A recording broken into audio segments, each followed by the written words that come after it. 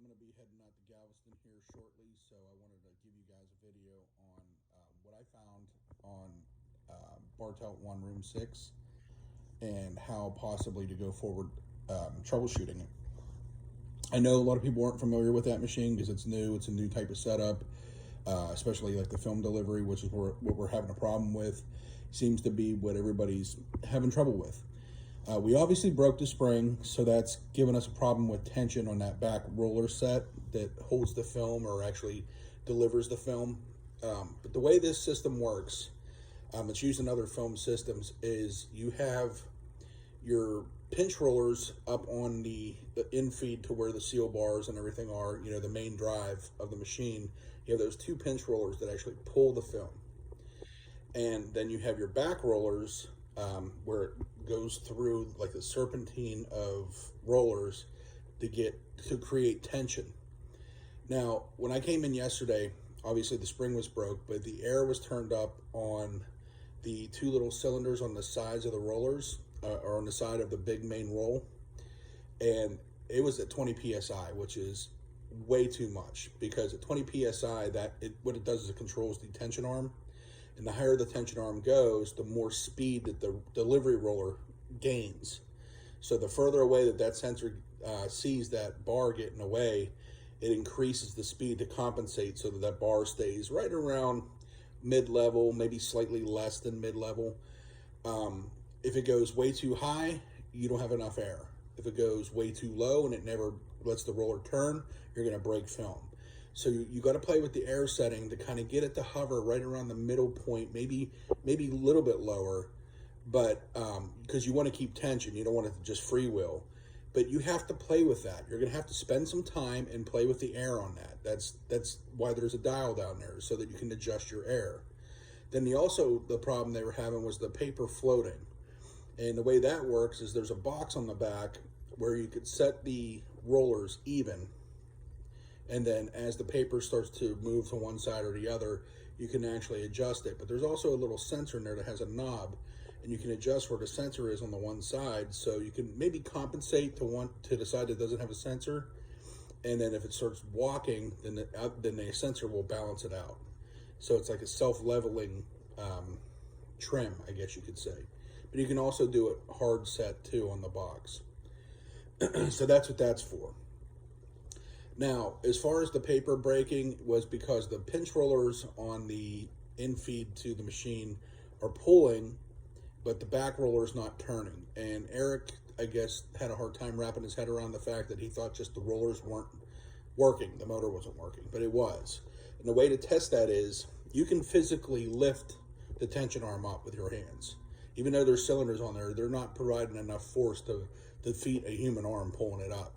So you can, give it a nice little tug and lift it straight up, and you'll see the roller start to turn, and the more that you lift it, the faster it turns. And that's to compensate for the way that the pinch roller's pulling. But if you have a conflict between the pinch rollers pulling and the back roller turning, you're going to rip the paper every time. So that's the balancing act. You got to figure out that little combination and that sweet spot. But once you figure that out, I think that you're going to be set going forward, setting that. That it's just a matter of getting in there, spending the time, setting it, getting it right.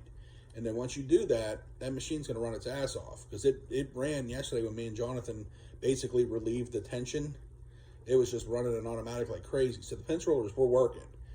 Now, with the pinch rollers, the ones that are actually pulling the paper, those have to be set in a tolerance to where everything is even from top to bottom. Because the rollers, if they're worn uneven to where they kind of are bowed, you're going to pull tight in the middle, and then the edges aren't going to have any pressure. Vice versa, if you have the two edges with high spots and the middle part is hollowed out, then you're going to start pulling tension on the top and bottom. It has to be even from the top of the roller down to the bottom of the roller. It's got to be evenly spaced, and it's got to be an equal amount of pressure. You pull too much pressure, and you're going to start kinking your paper. You pull too little pressure, and it's going to slip, and you're not going to pull. So that's another balancing act. You got to get everything sequenced so that the paper is pulled evenly at every point on that paper and every point on that roller, so that it's equally matched. You get that set right, and you get the tension arm set to where it whenever the paper starts pulling, it hovers right around the middle point and then slowly comes back down. Then it pulls and goes up to the middle point and goes back down. That's the way you want it to work. You don't want it to have to struggle to pull the bar up, and you don't want to have the bar to fly through the roof either. So you're going to have to adjust that air pressure, get that bar to whenever the paper pulls, it comes up, hovers, and then it slowly comes back down. And if the machine would stop, it would take like maybe a second and a half for it to actually come to a rest point. So that roller in the back may still be running even though the machine is stopped, because you're trying to compensate for that.